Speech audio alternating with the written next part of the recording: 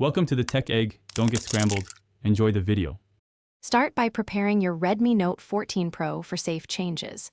Open Settings and back up your data to My Cloud or local storage first. Confirm your phone runs the latest MIUI update and install any pending updates now. Charge the battery above 20% and keep the device unlocked during the process.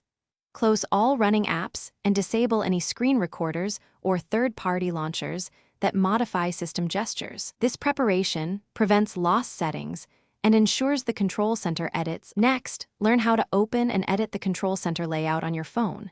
Swipe down from the upper right corner to open Control Center and view quick toggles. Tap the gear icon located inside Control Center to access layout and style options directly. Choose Control Center style and select either the classic or new layout depending on your preference. Use the preview to confirm visual changes before saving them. Apply the change and exit settings to test the new Control Center behavior immediately. Finally, customize the quick toggles and learn how to restore defaults when needed. Use the Customize button to add or remove quick toggles and reorder icons to suit your workflow. Drag toggles to reorder and tap the minus sign to remove unwanted items from the main view.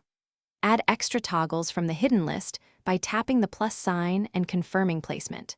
If you make a mistake, reset to default anytime with the Restore Defaults option in Control Center settings. Test each toggle to confirm functionality after changes.